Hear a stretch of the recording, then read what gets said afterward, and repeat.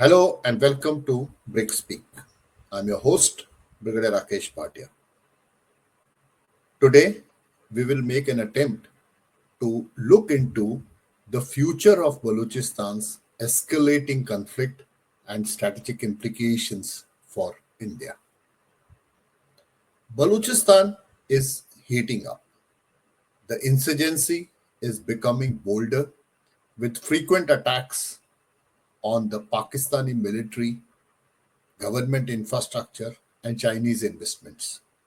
It's no longer just a low level rebellion. It's rapidly changing into strategic crisis with regional implications. With the China Pakistan economic corridor at the stake and the possibility of foreign influence increasing, the region is soon turning into a full fledged geopolitical hotspot. Let's break down what's happening and why it matters for India. Baloch separatist groups, particularly the Balochistan Liberation Army, the BLA, and its offshoots, are stepping up their activities.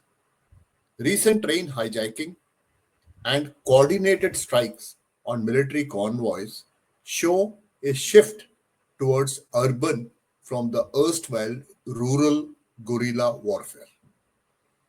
Clearly, the insurgents are recalibrating their strategy to hit where it hurts the most: Pakistan's security apparatus and Chinese investment in CPEC.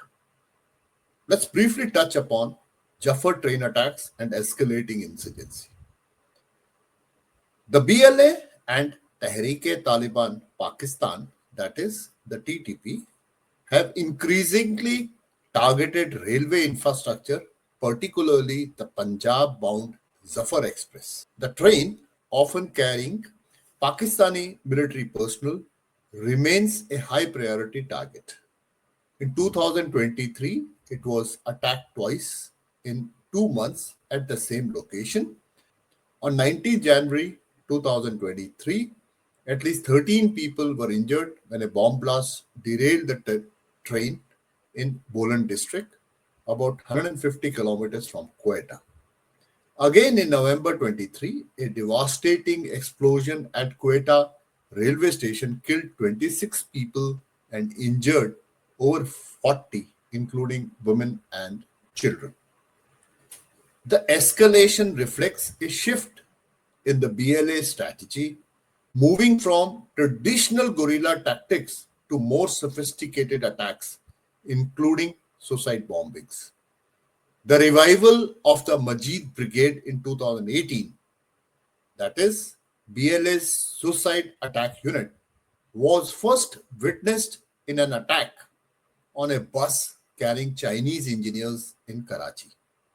Since then, over a dozen major suicide bombings have been executed in Gwadar, Karachi, Turbat, and Bolan, throwing the Pakistani government into chaos.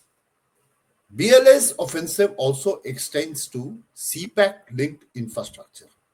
In October 2023, the same Majid Brigade carried out a suicide vehicle-borne improvised explosive device attack on a Chinese convoy leaving Jinnah International Airport, Karachi, resulting in around 50 deaths, including Chinese nationals and security personnel.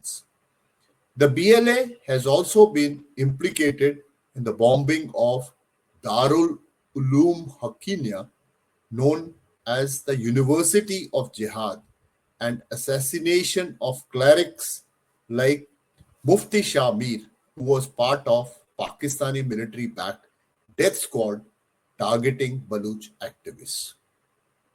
Meanwhile, the TTP has also escalated its attack. Incidentally, TTP's influence is in northern part of Balochistan, which includes Quetta and the areas around, especially those bordering Afghanistan. Just last week, twin suicide bombing at a military base in Bannu killed over a dozen Pakistani security personnel.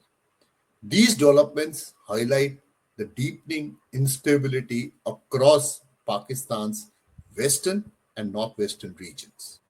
Now let's look at China's response, especially with respect to CPEC and how CPEC is going to pan out in future. For China, Balochistan is both an opportunity and a growing headache. While CPEC is a vital project, the surge on attacks on Chinese assets could force Beijing to rethink its approach. Some possible outcomes include, with Pakistan struggling to secure CPEC, Beijing might push for the deployment of Chinese private security firms or even military linked personnel. If the risk remains too high, China could quietly slow down CPEC projects or shift its focus to safer regions like Sindh and Punjab. It is no secret that China is refraining from increasing the investment in CPEC and is trying to recover whatever money has been spent. More control over Pakistan's military. We may expect China to exert greater influence over Pakistan's security policies, leading to harsher crackdowns on the insurgency, potentially fueling more resentment amongst locals. What possibly can be fate of Gwadar? If instability persists, China could transform Gwadar from a commercial hub into a naval outpost for the PLA Navy, shifting regional power dynamics. Now, let's talk about possible counterinsurgency response of Pakistan. Pakistan's response has always been heavy-handed, more military operations, more intelligence crackdown, but very little in terms of political solutions. That's unlikely to change anytime soon. We may expect Pakistan to resort to more airstrikes, special forces raids, and targeted killings of insurgent leaders. Pakistan can also lean heavily on China for security support. Increased use of Chinese intelligence and surveillance technology may be used to monitor and suppress insurgents. Pakistan might also intensify diplomatic and military pressure on its neighbors to curb any support for Baloch rebels, potentially leading to cross-border tensions with Iran and Afghanistan. Let's now look at the geopolitical ramifications and India's strategic calculations.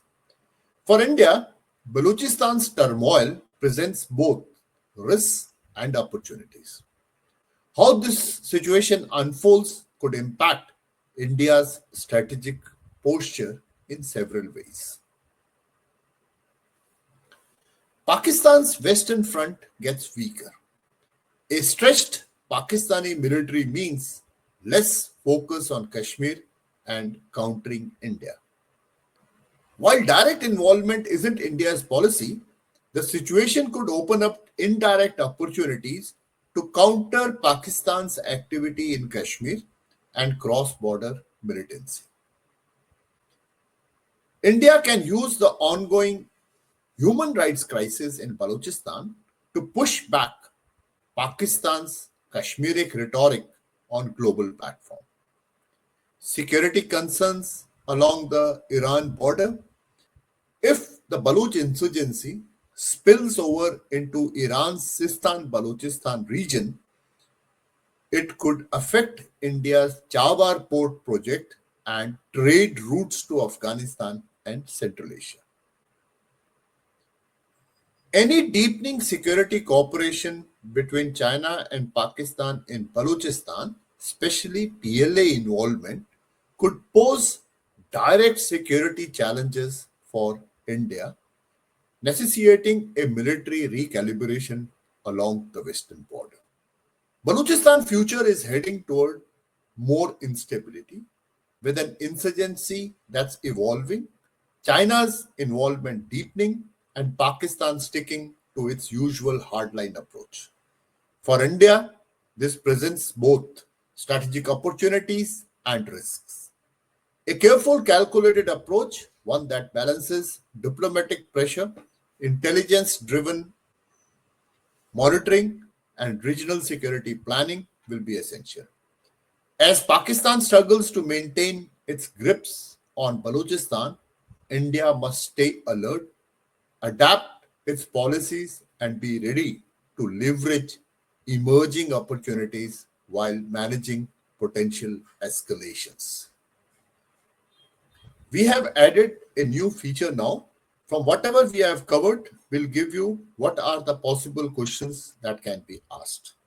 The three questions from today's episode could be: how will the evolving insurgency in Balochistan impact Pakistan's internal security and its ability to manage conflicts on multiple fronts?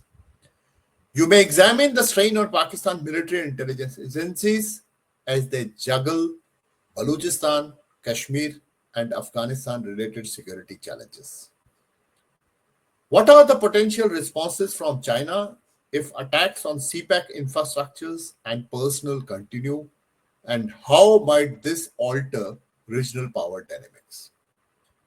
You may like to explore the likelihood of increased Chinese military presence, potential economic slowdowns in Balochistan, and the shift of Gwadar into a military base.